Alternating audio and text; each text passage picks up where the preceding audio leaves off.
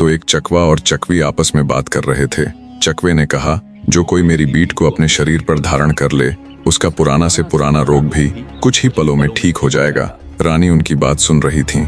जैसे ही सुबह हुई, उसने चकवे की बीट को चुग कर अपने पास रख लिया और बीच समुंदर बसने वाले उस नगर में निकल पड़ी। नगर में घूमते घूमते पूछताछ करने पर रानी को पता चला कि चारों जादूगरनियों के बाप किसी न किसी भयंकर रोग से पीड़ित है।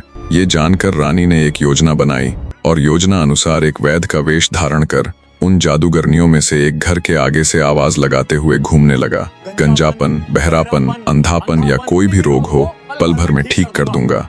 वैद्य की आवाज सुनते ही जादूगरनी का कोढ़ी बाप बाहर आया और वैद्य को आवाज लगाकर उसे अपने घर बुला लिया। कोढ़ से उसके सारे अंग गल चुके थे, जिसके कारण खड़ा होना भी उसके लिए अत्यंत कठिन था। वैद्य ने चकवे की वो बीट पीस कर उस कोढ़ी के सारे शरीर पर लगा दी। कुछ ही पलों में किसी करिश्मे की भांति उस कोढ़ी का सारा कोढ़ गायब हो गया और वो एकदम स्वस्थ हो गया। मारे खुशी के वो तुरंत वैद्य के चरणों में गिर गया और बोला, तुम्हारा ये एहसान मैं कभी नहीं चुका पाऊंगा, पर एक छोटी सी भेंट के तौर पर मैं अपनी इकलौती पुत्री का विवाह तुम्हारे साथ करवाना चाहता हूँ। कृपया मेरी इस भेंट को स्वीकृत कीजिए वैद्य जी। वैद्य ने उसका प्रस्ताव स्वीकार कर लिया और जादूगरनी के साथ विवाह कर लिया। विवाह पश्चात वैद्य ने जादूगरनी के पिता से कहा, अभी मुझे कुछ अधूरे काम निपटाने हैं, एक बार मैं उन्हें पूरा कर लूं, फिर वापस आकर अपनी पत्नी को अपने संग ले जाऊंगा।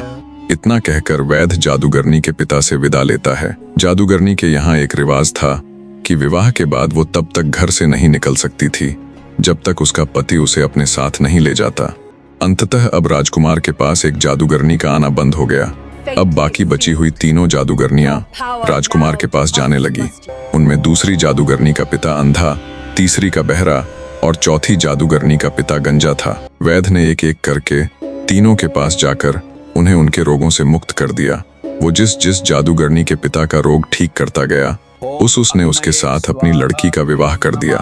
कहानी की पूरी वीडियो एक बार में देखने के लिए नीचे दिए गए लिंक पर क्लिक करें अथवा चैनल विजिट करके भी देख सकते हैं।